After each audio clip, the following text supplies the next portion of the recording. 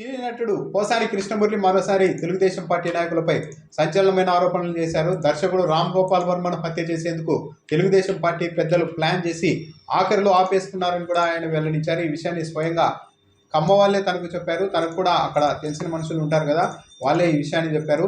ఒక వికెట్ను పడగొట్టేందుకు సిద్ధమయ్యారు, రామ్ గోపాల్ వర్మను హత్య చేయబోతున్నారంటూ తనకు చెప్పారు. దైవ సాక్షిగా ఈ విషయాన్ని తాను చెబుతూ ఉన్నాను.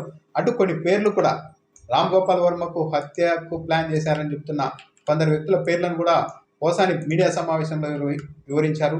సీనియర్ జర్నలిస్ట్ ఐ వెంకట్రావు కుమారుడు అనిల్ ఇందులో కీలక పాత్రధారి అని కూడా ఆయన చెప్పారు. అనిల్ వెళ్ళి కిలారు రాజేష్తో కలిసి ఈ ప్రతిపాదన తెచ్చారు. అందుకు కిలారు రాజేష్ కూడా అంగీకరించారు. ఆ తర్వాత ఈ వ్యవహారం, ఈ ప్రతిపాదన నారా లోకేష్ దగ్గరికి వెళ్ళింది.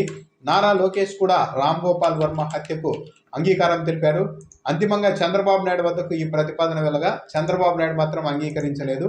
రామ్ గోపాల్ వర్మ ఒక పిచ్చోడు, ఒక బచ్చ, వాడిని చెప్పడం వల్ల ఏంటి ఉపయోగం, అవసరం లేదని చంద్రబాబు నాయుడు చెప్పారు.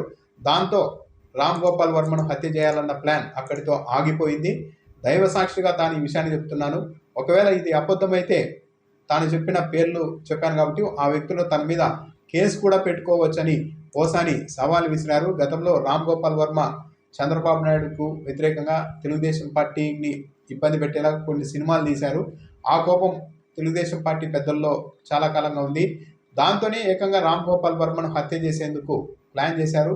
చంద్రబాబు నాయుడు అంగీకరించకపోవడంతోనే రామ్ గోపాల్ వర్మ బతికిపోయారని పోసాని చెప్తున్నారు. కావాలంటే ఒక్క ఓటుకు ₹1,00,000 ఇచ్చైనా సరే జగన్మోహన్ రెడ్డిని ఓడించేందుకు ప్రయత్నించండి, కానీ ఇలాంటి హత్యా రాజకీయాల్ని ప్రోత్సహించవద్దు అని చంద్రబాబు నాయుడుకు పోసాని విజ్ఞప్తి చేశారు.